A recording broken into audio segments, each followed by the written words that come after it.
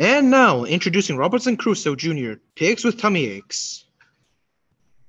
Is it 10 o'clock yet, Andy? I'll see. It's almost 10, and the moon is up. That'll help us a lot. I don't like this idea of going off in the dark on this island. But we've got to find Robbie and Binnacle. Yeah, I know. I wish I had a gun. I would go by myself. I think only Sandy and I ought to go. No use all of us getting lost. But suppose you don't come back? Gosh, Julie, you think of those cheerful things. It would be awful if everybody got lost. Who was lost? Jinky, why wasn't you asleep? I saw some excitement going on. Is there some? Robbie and Binnacle haven't come back yet. Say, I bet you've been captured by savages. We gotta go rescue them. Come on, what are you guys waiting for? Just 1 minute, Jinky. Not such a hurry to go off looking for them. Ahoy there. It is done. It's Binnacle Barnes the sailor. Oh, thank goodness. Yoo-hoo, is it? Sure is us. Are you alright? Sure, we're alright. Quick, Julie, we'll fix something for them to eat. They're sure to be very hungry. Say, have we had a time? Adventures? Yes, sir. Lots of adventures. Just my luck. I always miss out on things. We got chased through the trees by a herd of wild pigs. Pigs? Yes, sir. And we had to travel through the treetops to get away from them. And we fed them green mangoes until they all got tummy aches, and then we escaped them. I wouldn't say that was walk, but it's not so easy to believe. It's the honest to goodness truth, Katie. That's just what happened. Real wild pigs? Oh, let's go out and hunt them, so I can have sausages for breakfast. We'll have to hunt them before we get through. But not until we've got some bows and arrows and spears we can depend on. Are they really dangerous? Yes, sir, Julie. They really are. Oh dear. Say, Binnacle, you don't suppose there's any chance of them coming down here tonight? There's a chance. And that's why we're going to sleep on the raft. I think I'll take a chance on the pigs. Again, I do not want to sleep on the water. Just for tonight, Katie. And tomorrow we'll make a barricade of thorn bushes or something, so we'll be safe. Well, if it has to be, it has to be. Get your blankets and things, and we'll shove the raft out in the lake for a while. Robbie, come help me find a rock for an anchor. Aye, aye, sir.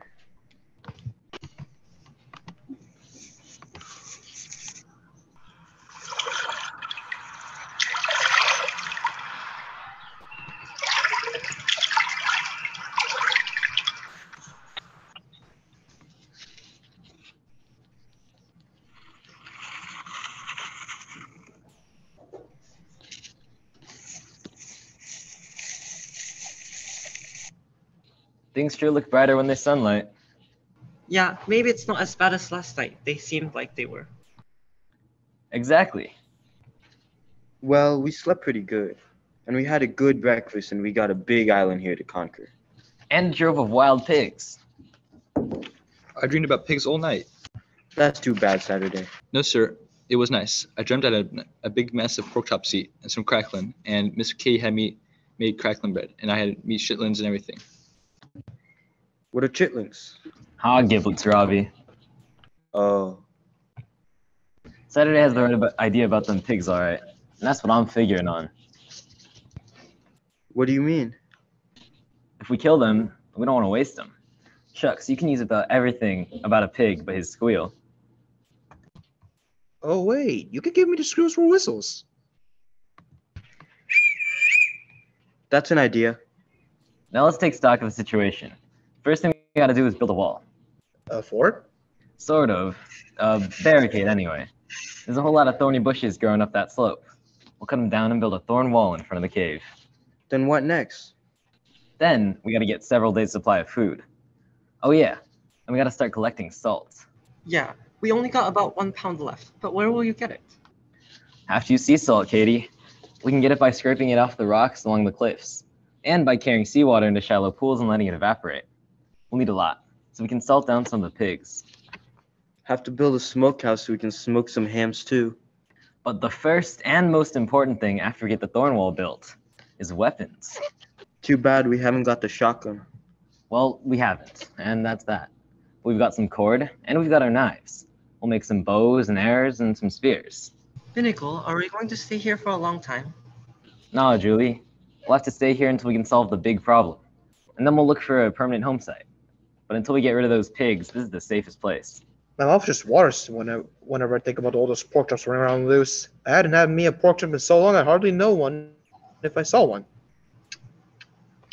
Say, if we could only find a big cave, we could drive them into it and pen them up. As soon as we get some weapons made and can defend ourselves, we'll look for a place like that. Hope we can find one. Maybe. Then another thing we've got to do is get a flagstaff on the top of that hill. And fly a signal flag, so we'll be seen by any ship that's passing. I'd almost forgotten about being rescued. I suppose we'll be rescued someday. I've about given up hope. I don't suppose it'll be so bad, but I hate to think of Jinky growing up without a college education. Huh? If we stay on this island until Jinky's old enough to go to college, we'll start a college of our own. Oh, that'll be wonderful. But we've got years to worry about that in. And there's other things that have to be done right today. So I reckon we better get busy. You want me to do any more fishing? Yes. I reckon you better do some fishing. And keep your eye open for turtles too Saturday. We'd use some turtle meat and some turtle eggs if we could find them. I'm hearing things. Say, what was that? I'm afraid to even name it, because it can't be so. Well, I'm not. It was a rooster. It sure was. You can't fool me on chickens. There it is again. Here's where I go hunt. Wait a minute, Saturday. Don't go rushing off. That means something. It may mean fresh eggs. Which are a lot better than old turtle eggs.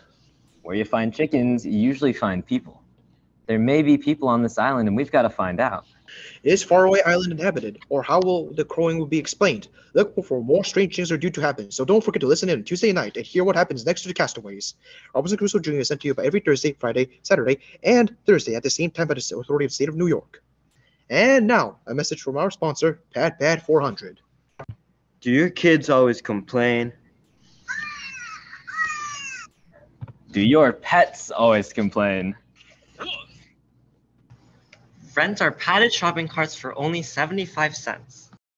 And you won't have to deal with any disgusting little amid children being a bother on your trip. With career-safe technology, putting our Pad 400 onto your cart allows for a comfortable ride for any child, pet, or grocery.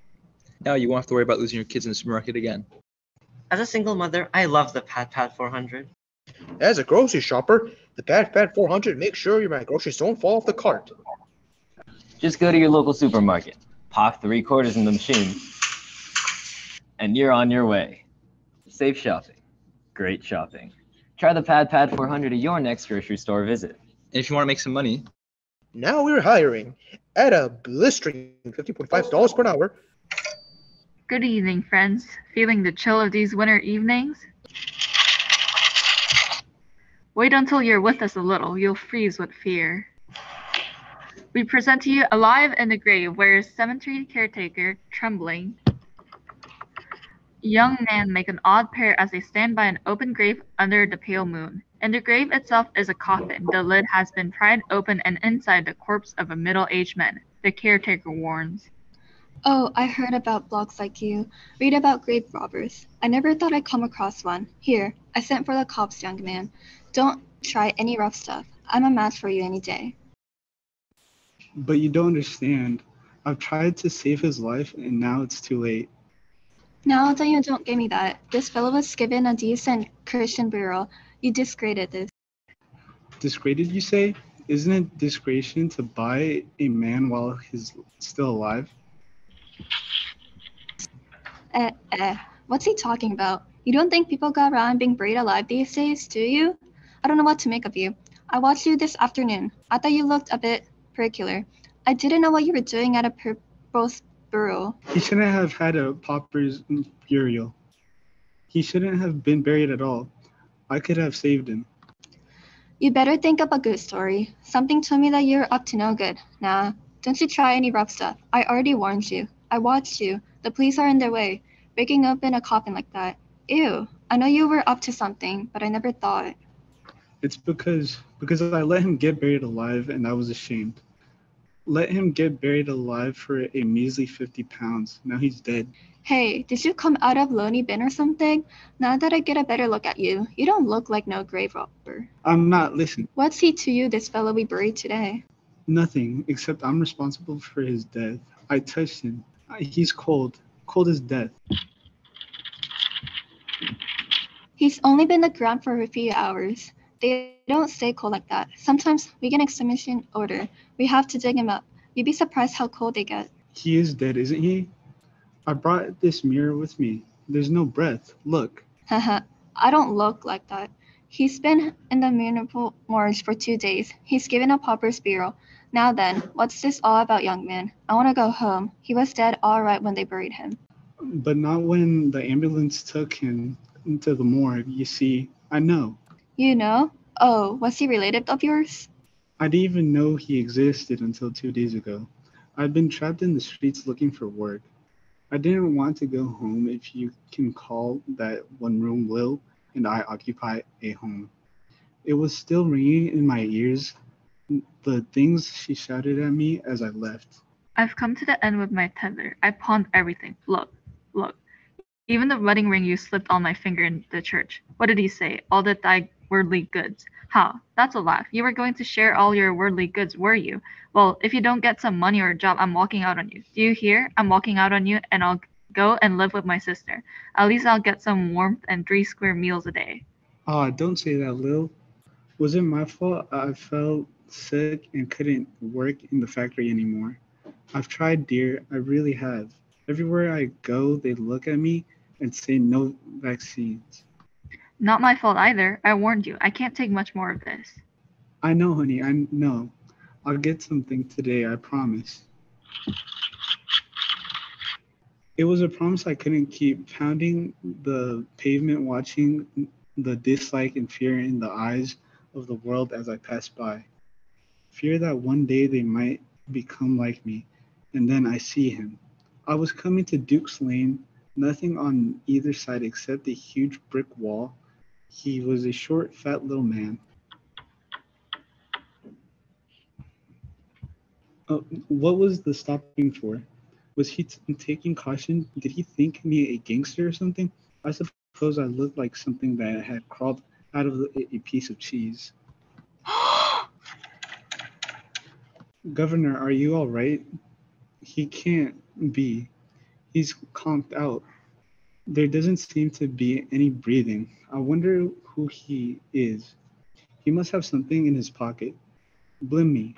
Look at all this money. Must be 50 quid here at least. Poor swine.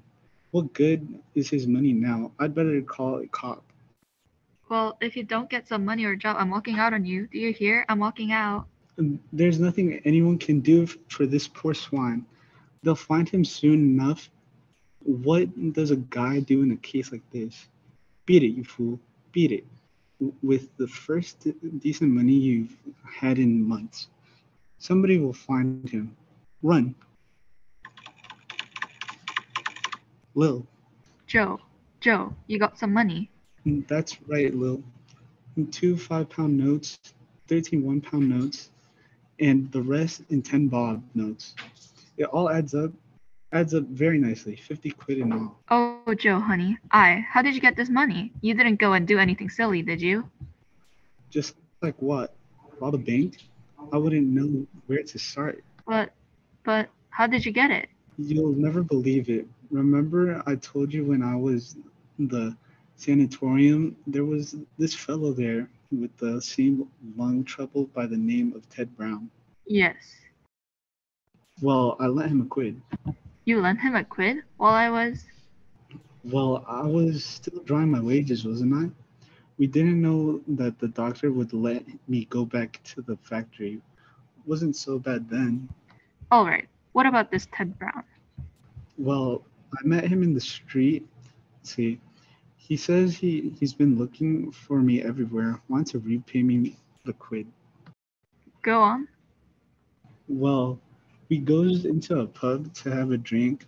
There was a bookie there, and Ted says he has a hot tip, 50 to 1. It won, Lil, 50 smackers. Oh, Joe, 50 smackers? Oh, I love you. Lil went to get some groceries and a couple of bottles of beer. I sat on the bed and had a further look at the wallet. Having taken the money out, I thought I'd bet I'd be empty. There were two pockets, both with plastic windows. The first held a card that said Harold Mexted, 26 Fairley Street, Hornsby. Then I looked at the second plastic window. There were strange words printed on a white card. It said, I'm not dead. I, a subject from cataleptic illness, which may appear to cause death. If I am found, please inform Dr. Alfred Miller, Hornsby, 6641. No, it can't be. He's not dead. Cataleptic. What have I done? What have I done? They'll think he's. I must telephone. But Lil, she'll wonder where I've gone. I've given her all my money. Here, all right, I got a bit. Take these bottles from me, will you? Joe, what is it? What time is it, Lil? I don't know, the pub's just opened. I'd say about 6-ish. Why? Give me 10 bob. Do you have any change? I need some silver. I have to telephone. I won't be long. What is it? I just have to telephone someone. You're not going gambling, are you? You haven't got the bug? You're not betting on tomorrow's races or anything like that, are you, Joe? There are all those bills to be paid. I know, love. I know. I'm not gambling, but I need it, please. I'll be back in a little while. It just that. Please, Lil. All right, here. Joe. It's all right, love. Would I be late with the phone call? Would they bury this poor guy without knowing he was cataleptic, thinking he was dead? This would be the number of the doctor in the wallet. Hello? Can I speak to Dr. Miller, please? Dr. Miller has gone aboard. He's been away from the past 6 weeks. Aboard? Oh no. Have you taken over his practice here? No, I'm not a medical man, but if you're in need of a doctor, there must be plenty. No. It isn't that. You don't know which hospital Dr. Miller was at? I'm afraid I can't help you. I must go. My wife is shouting. Dinner is on the table. I'm sorry. Thank you. And then another thought seeped into my brain. Underground, a long wooden box and a man being buried alive, and a shovel heaping earth on the wood's board.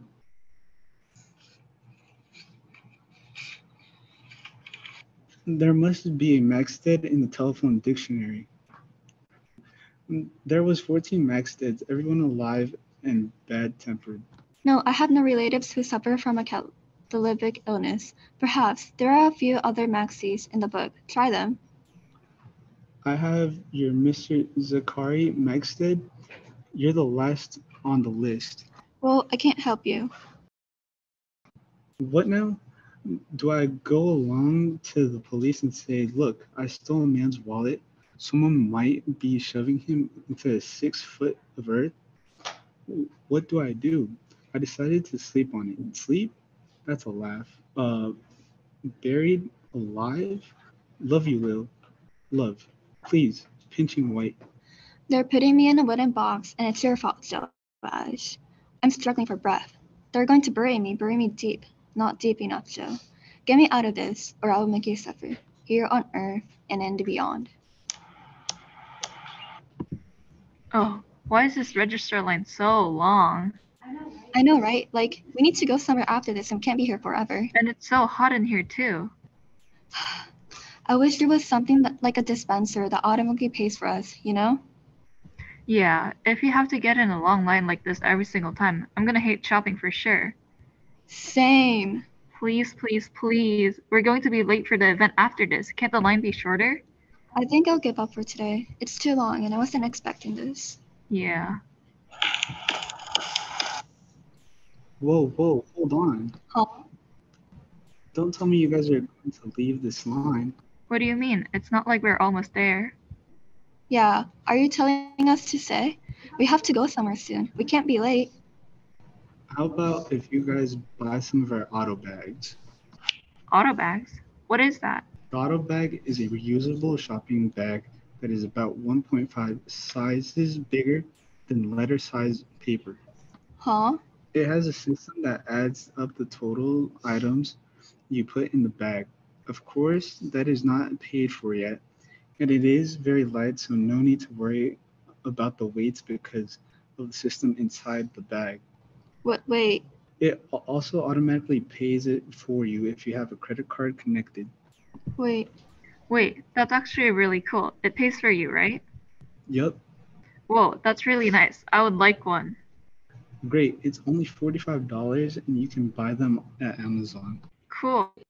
Hold on. One quick question. Sure, what's your question? What do you mean by 1.5 sizes bigger than a letter size paper? Hello? Manami? What? It's about the size of a newspaper.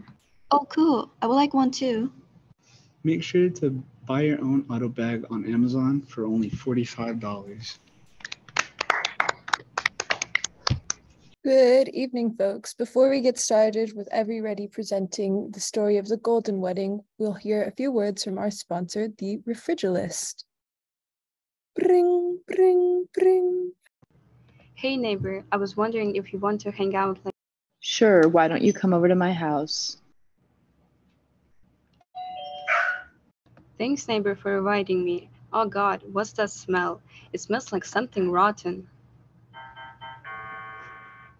Ew, it must be coming from the fridge. The milk, it's gone bad. Now that's super awkward.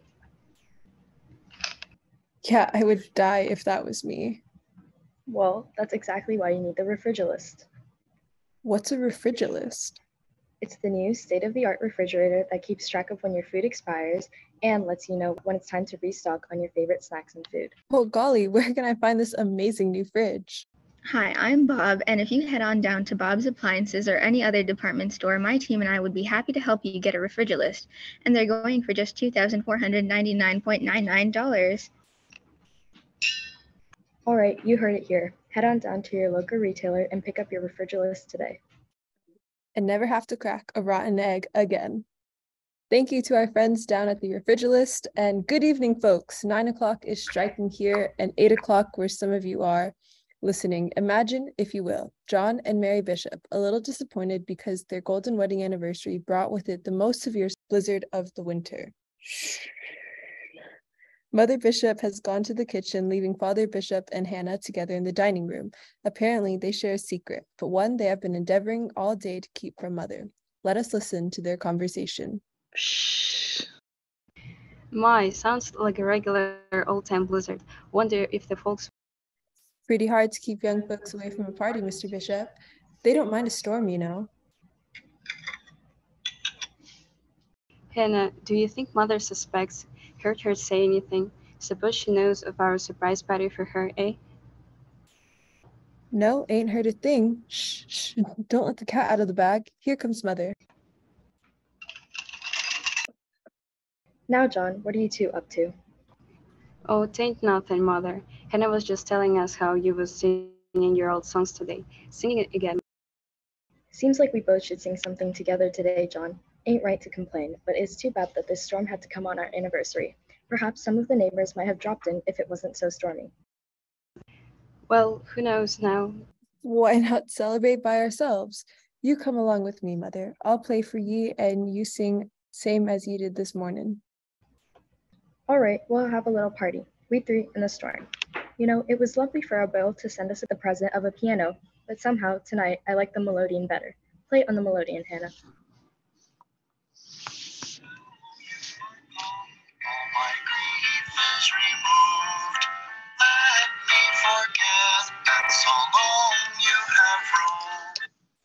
Listen, some sleigh bells are passing. Wonder who's going where. No, they've stopped. They've stopped here. They're coming here.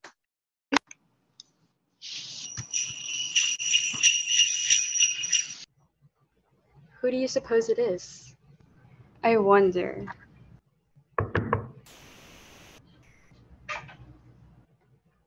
Hello there. Hi. Hello, Mrs. Bishop. Oh, it seems Slicker Jr. wanted to say hello. Hello, Mr. Bishop. Congratulations. Congratulations. How are you, John? Evening, Mary. Couldn't let a little thing like a storm stop our celebrating this occasion with you, John. 50 years and married and looking like a young bride you are, Mary Bishop. This is real nice of you. Henry, you, and everybody. Glad to see y'all come. Mighty fine of you to turn out on a night like this just for Mother and me. Here, Hannah, help them find a place for their wraps. Take their things off and make yourselves right at home. Here's mine, Hannah. Here's another and another. Hold on there, not too many. I ain't no plow horse. Here's my overshoes too, Hannah. It's so cold. I'll be back again. Hold your horses, Jake Allen. John, we drove into the village and brought Max Jacobs and his fiddlers out to play for ye. We can start any time ye say, Squire. What'll ye have? Give us a polka or something so's we can warm up. Come on, Sarah. Me and you's going there to have this first one together.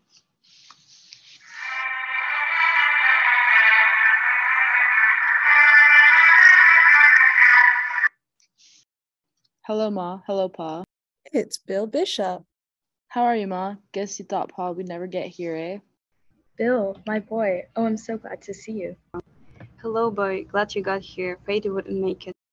The snow almost stopped us, but we wouldn't miss Mother's golden wedding for anything, no, sir, would we, Ma? And these are the friends I wrote you about. You see, they ain't never been outside the city in winter, never seen a real country blizzard. Guess they're getting one tonight, all right, eh?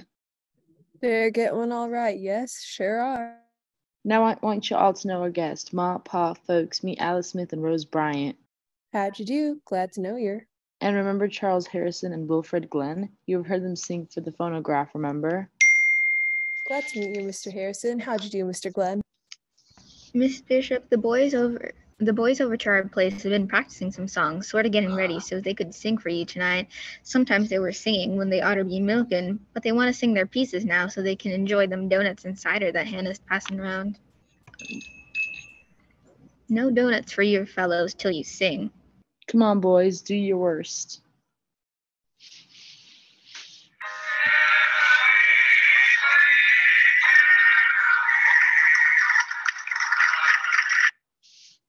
Good work, boys. That's the boy. Now, Hannah, guess we've earned a fresh batch of them donuts, ain't we? Say, Henry, we're tuned up again. Want a waltz?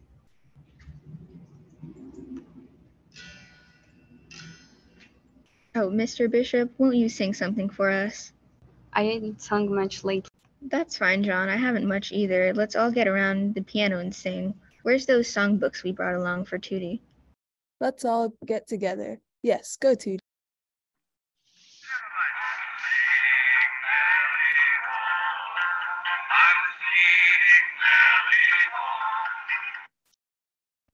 You see, it's getting pretty late for country folks, Miss Bishop. We sort of hate to break up a party like this, and it's been fine of you to let us haul in on you this way, but we wanted you to know that our friends are wishing you well on your anniversary. Good night, Mr. Bishop. Good night, John. Good night, everybody, and thanks to all of you. Thank you, folks. Good night. Good night. Just to let you know that our Every Ready Hour of Old Time Songs as presented by our friends at Refrigilist has come to a close. Now sit back and relax and listen to the Navy Yard Podcast, Episode 4, Pearl Harbor. Remember Pearl Harbor? This broadcast comes to you from the Mid-Pacific Naval Base, 22 miles off the west-south San Francisco. Until 3 months ago, Pearl Harbor was just a name, but this is the place where our war began. And there are thousands of men who are ready for the ships for their new jobs at sea when they come in from scouring the 70 million square miles of this Pacific battlefront. Today we are speaking to you from one of Pearl Harbor's biggest servicing centers, from the edge of one of the great dry docks. Listen a minute to the sound of the fury of Pearl Harbor at work.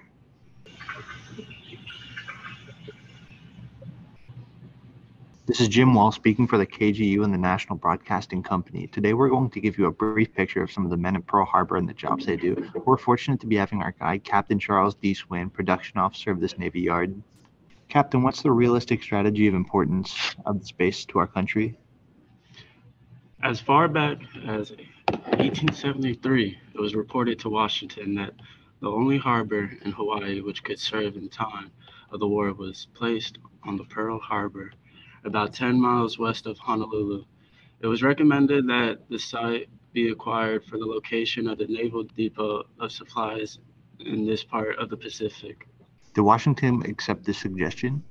Yes, but we weren't the only ones who seen the advantage of Pearl Harbor. The Japanese and others had already surveyed it, recognizing it as the key to all trans-Pacific routes. Jap competition even that far back, eh? Yes, but the time we beat to it and persuade the Hawaiian monarchy ceded Pearl Harbor to us. Since then, it has been built into the big place, as you can see for yourself.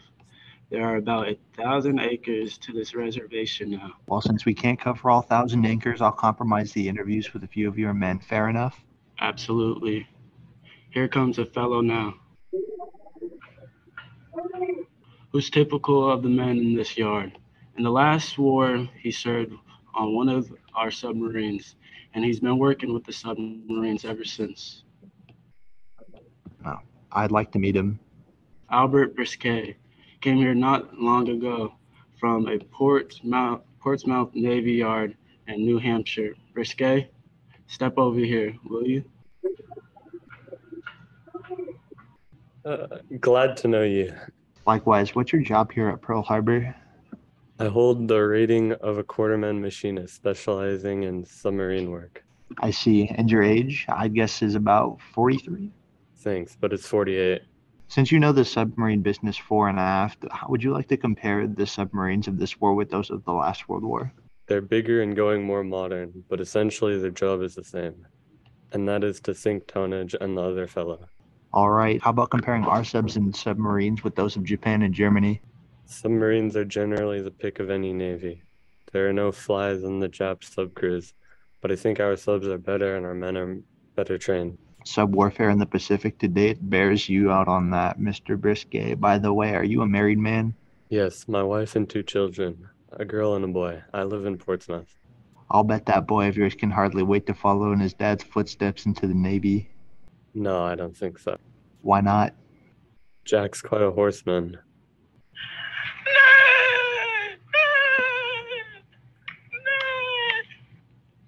And there are any horses in the Navy. I get it. I'd like to ask you a question. All right, shoot, but make it easy. How did Pearl Harbor get its name? I've been wondering about it for a long time. Well, I've been told that the old Hawaiians sometimes found pearls here and oysters.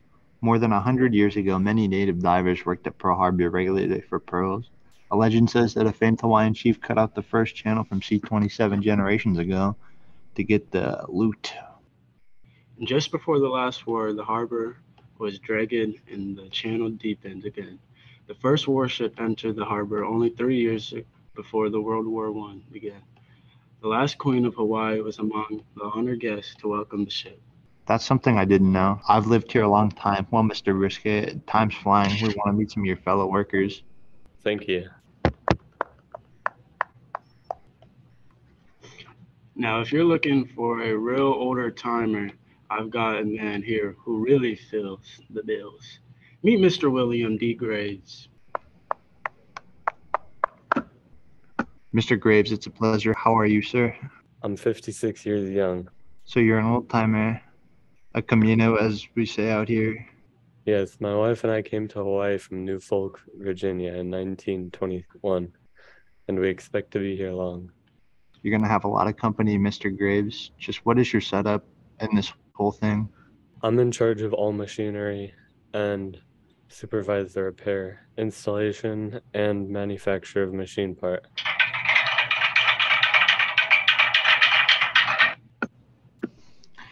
I think it will interest our listeners to know that most people who have been here in the islands over a period of years wear feather lace on their hatband. Do you know Mr. Graves? No, and I don't wear my shirt tail outside either. Haha. They say Bill Crosby fell off for this custom when he vacationed here about a week and hasn't struck his calling yet. With his money and his voice, I guess he can wear it any way he wants to. Speaking of Crosby and the lighter side of life, what do you do to amuse yourself when you're off the job? No time for hobbies these days, unless you count a little light reading. Light reading, eh? Ever read Mein Kampf? No, and I wouldn't believe it if I did. Thank you, Mr. Graves, for taking your time out of your job here at Pearl Harbor for a few words. I was just thinking in the days of King Kamehameha, the harbor here must have been surrounded by jungle.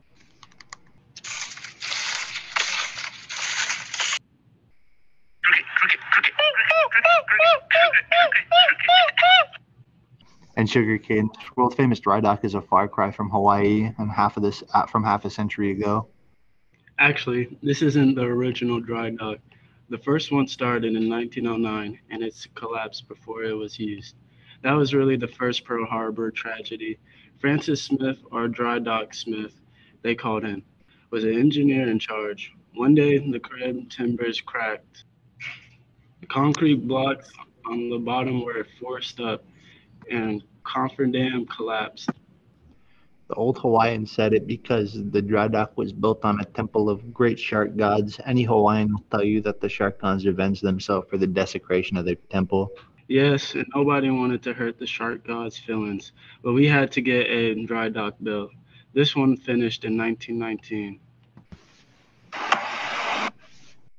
It cost $20 billion, and the work of rebuilding was attended with a suitable prayer and sacrifice of Kaiuka. And Josephus Daniels, the old Secretary of the Navy, said that its usefulness would multiply as time went on. Yes. At the time of the construction, it was called the greatest engineering achievement in the world. I've been in Hawaii for 10 years, but this is the first glimpse I've had of this dry dock. Then just take a look around you and tell your listeners what you see. A frightening ship claimed to be sunk by the Japs, now ready to take her place in the exploding battle line.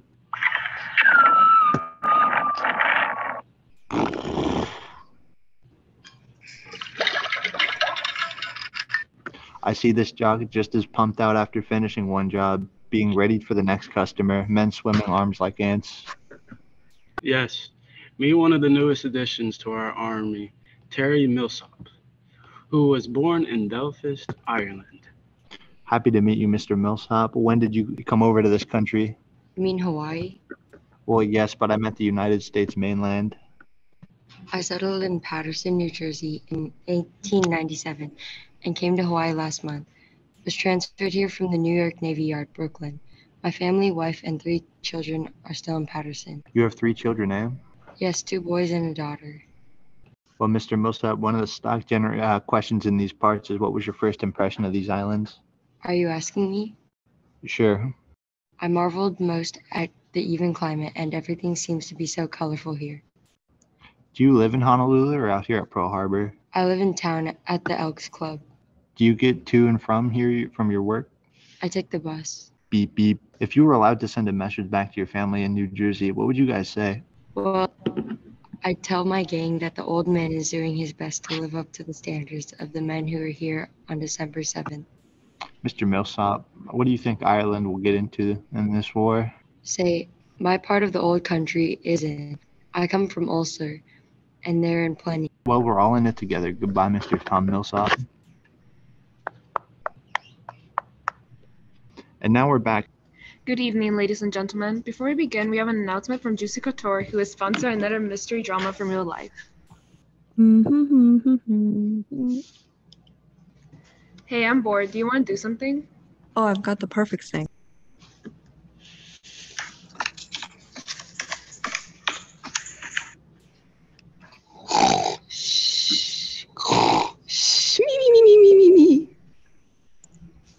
What are you doing? Just watch.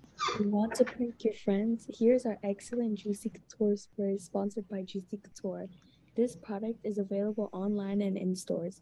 You must spray this 2 times into your mouth and it will produce a garbage-like smell without the actual taste. Then simply head towards the person you want to prank and let your breath do the work.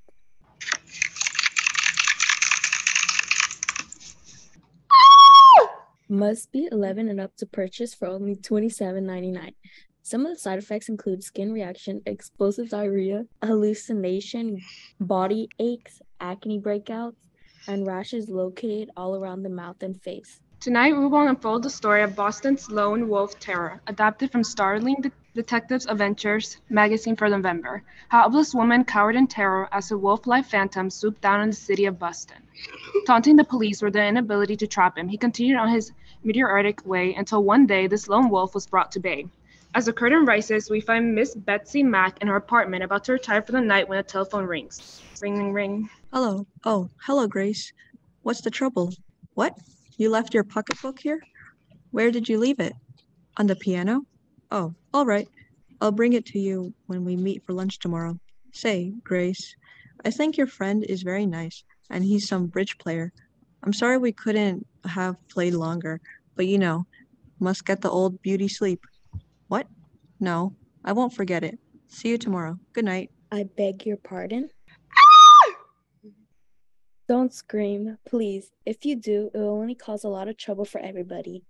Who are you, and what do you want? Yes, I see you recognize the name. And you are Miss Betsy Mack, according to the name in the letterbox downstairs. What do you want here? Well, I hope I shall be rewarded for the hours I spent under your bed. I thought your friends would never go home. Do you always wear that handkerchief over your face? Always. Do you have to keep pointing that revolver at me? No, but some women become very nervous and excited and like to exercise their vocal cords by screaming, and this little gun seems to be the perfect pacifier. You needn't worry. I won't scream. I suppose you came to rob me. Well, take what you want and get out. Please don't hurry me. In fact, I refuse to be hurried. We have the whole night ahead of us. And to tell you the truth, I'm beginning to enjoy your company. Well, I'm not enjoying yours. No? Oh, I'm sorry. I was hoping you would invite me to have something to eat. I'm rather hungry after my surgeon under the bed. And if you've read the papers, that I always have lunch with my, shall I say, benefactress. Will you please leave here at once? I'm sorry, but I couldn't think of it. I never leave until morning. That's something else, if you've read the papers. What do you want anyway? Your money and your jewelry. Where is it? I'm not telling you. Then I'll have to tie you up while I go through the apartment. You wouldn't dare. Oh, I wouldn't? Well, I'll show you. Sit in that chair. Do you hear me? I'm not fooling around. I mean it.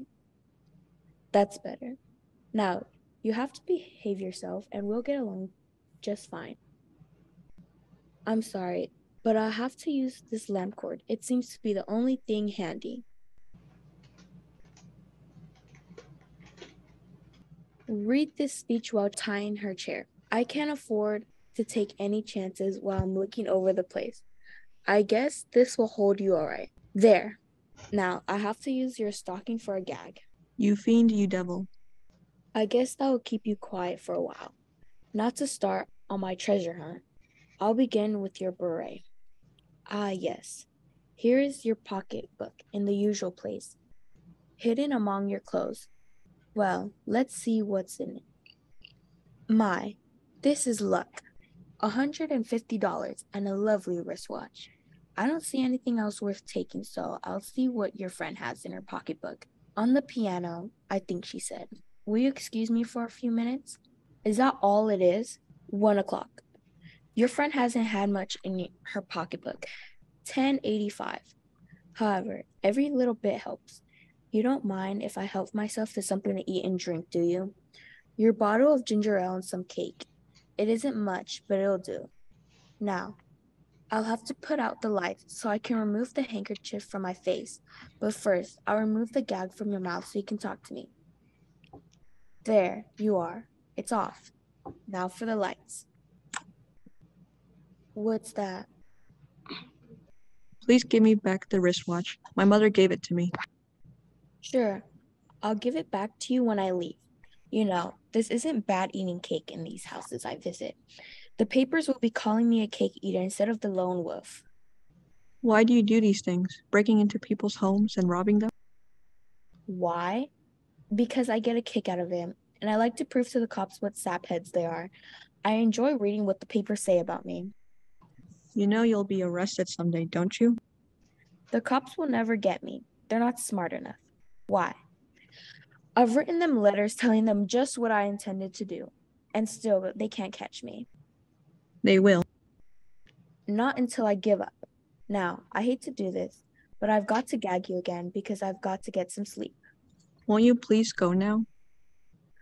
You guessed right the very first time. Where's the light switch? Oh, here it is. Now I can see what I'm doing. Where's the stocking? Oh. You know, stockings make great gags. There, I guess you're safe for the night. Well, pleasant dreams. What was that? 7 o'clock. I slept later than I intended. Oh, good morning, miss. I'm sorry you can't stay for breakfast, but I must be getting along. I'll telephone the janitor in a little bit. Identify me if you do. God help you. Goodbye and thanks for the hospitality.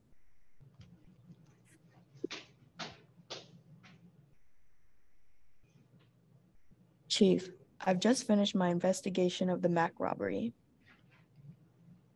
What did you find this time? Just what we found the other times. Nothing. We went over everything carefully, hoping we might find a fingerprint. Nothing but smudges. He is certainly one clever crook. What did he get from this card? $150 and a wristwatch, and a $10.85 from a pocketbook belonging to another girl. Miss Mack said he promised to give her the watch back, but he didn't. Did she know that make and the number of the watch? No, but she had cleaned it last August while visiting her hometown. So I asked her to write to the jewelry for the data. If we can get this information before he tries to pawn it, we may get him. Was this girl wrist to a chair all night too? Yes. What time did he leave the house? Miss Mack says around 7. Shortly after he left, she managed to work herself free and called the janitor's wife for help. It was the janitor's wife who notified us. About 10 o'clock this morning, the janitor came up and said a man had rugged him over the phone and said, "Will you go up to Miss Mack's apartment and see what she wants? She's not feeling very well today. If you can't get in, use your own latchkey." Very convincing of him, wasn't it? Could this Macker give you any described of him? She said he was probably around 30 years of age, 5 feet, 11 inches, and weighed about 170 pounds. Dark complexion, dark hair, and wore a dark gray overcoat and gray hat. Didn't his other victims describe him the same way? Practically. I tell you, Inspector, we got to get this man. If it's the last thing we do, the newspaper have been giving him headlines every time he pulls a job, and they always end up contradicted by saying, "Where's the police?" Here's your letter for you, Chief. Thanks.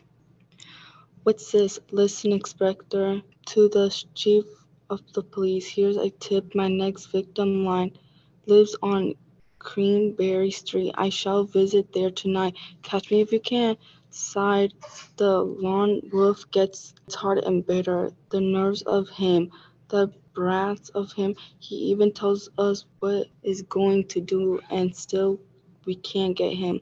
Inspector, I want Queenberry Street patrolled from one and the other. And Chief, if he's written the truth, we'll trap this wolf tonight. I wonder. Gee, Aunt Agnes, that was a good show tonight, wasn't it? Yes, Caroline, that was the best play I ever heard and ever seen in a long time. I was just about crazy about the leading man, wasn't you? Yes, he was very good, but let's not talk about it anymore, dear. It's after 12 o'clock, and I have to get up early in the morning.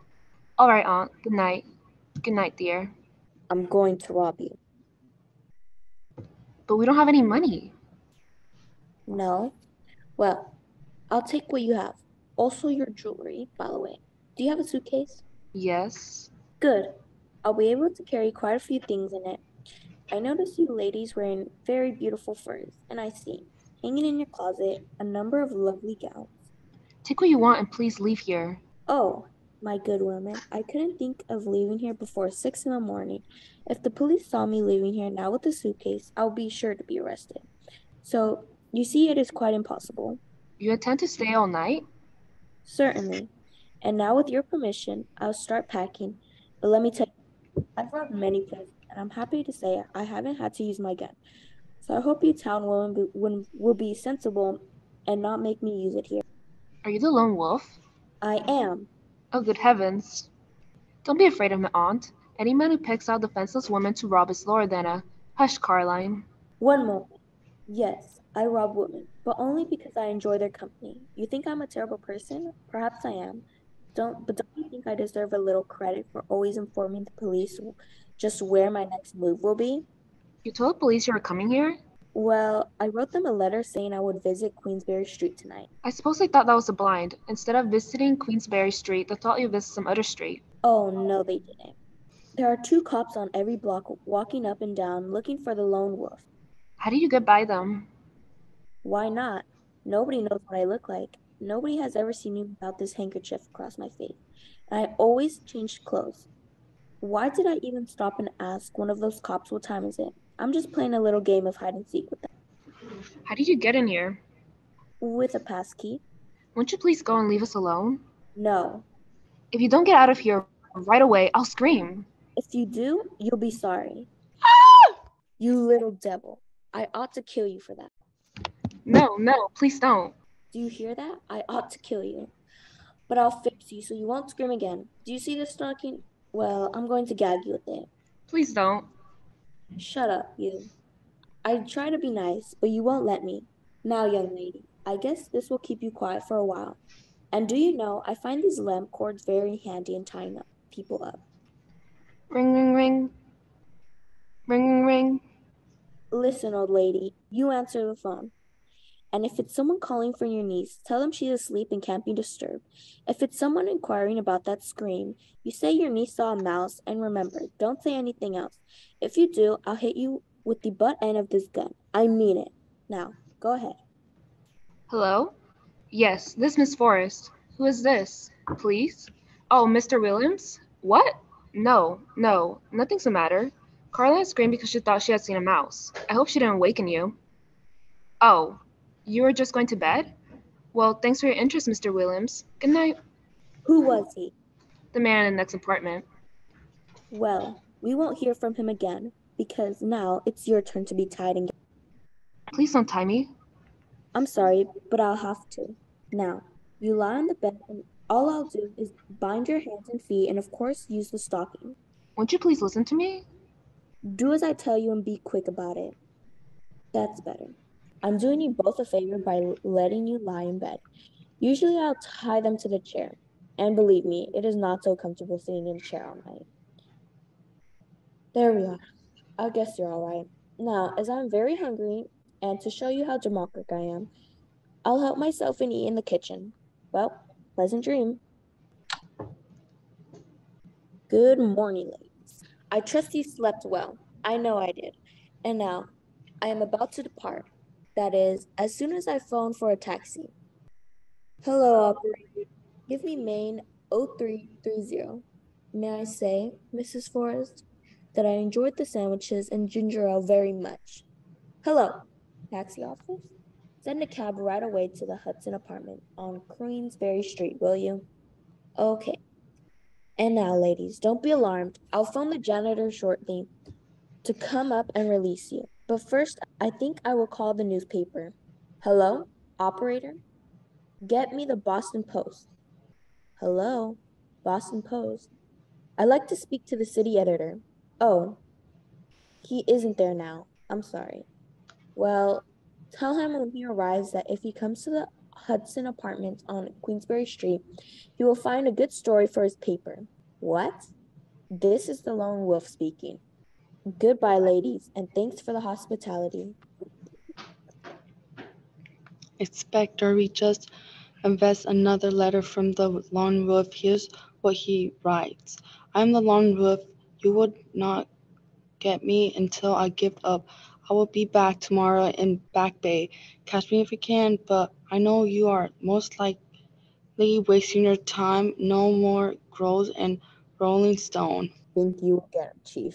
You know who he is? Not yet, but he wasn't so careful this time. Because we got a picture of his right thumbprint on a ginger ale bottle. We have no record of him here.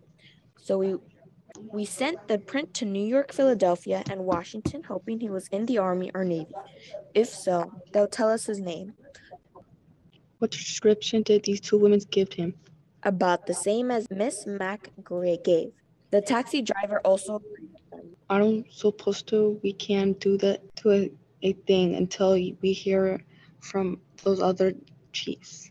I don't think so, Chief, but we should hear very soon now, as we informed them it was urgent and to report immediately. Inspector, we just received word from New York and Philadelphia. They have no record of the lone wolf there. Then our only hope now is Washington. Hello, Chief. I've been waiting for you. Washington sent us the information we've been waiting for. This crook enlisted in the Navy, and his name is James Walters. He was given a dishonorable discharge for a fraudulent enlistment. They also sent us his picture. The newspaper are already carrying the story and his picture with an appeal for every reader to watch for him and instantly notify the nearest policeman if they ever saw him. I'm sure, Chief, we will get quick result. I hope so. These outrage must be stopped. Ring, ring, ring. Hello, yes, ma'am. This is the chief of police speaking. What's that? You recognize the picture of the lone wolf? Do you know where he lives? On Weldon Street in South Boston? He's what? Married? And well, what's your name? No, won't publish it. Oh, right. That's the way you feel about it. Just as you say. Thank you for the tip. Goodbye. Inspector, take some man and go to this address. See if the tip is straight and take no chances. Here's the houseman. Surrounded. Rooney, Flynn, you come with me. As soon as the door opens, rush in and take no unnecessary chances. Come on. Ring, ring, ring. Ring, ring, ring. Yes, what do you want? Get out of my way. Sit still, Walters. Don't make a move. What do you mean, forcing your way into a man's house? You know what it means. The game is up. What game? What do you mean? Now, don't you pretend you don't know. She doesn't know, Inspector. No, what? What is it? Why don't you tell me, Jim? I'll tell you just in case you don't know. This man has been robbing women left and right for months. I don't believe it. This man is the lone wolf. Jim, tell him he lies. You are not. But dear, I am. What? Jim, why did you do these things? Just for a kick, dear. That's all. Well, Inspector, I've had a lot of fun. I suppose the newspaper will carry screaming headlines, Lone Wolf trapped at last. Do you know, I'll enjoy reading it. Well, shall we go? I'll say so. Stand up. Frisk him, Rooney. Here, I'll take his gun. All right, let's go. Goodbye, dear. Jim. Come on. With pleasure. And so the curtain falls. This broadcast is brought to you each week at the same time by Juicy Couture in cooperation with the publishers of Starting Detective Adventures magazine. Why not obtain a copy of the November issue? You'll find many other interesting stories with the photographs of the principals in each case, and every case is based on police records. Until next week at the same time, we bid you good night.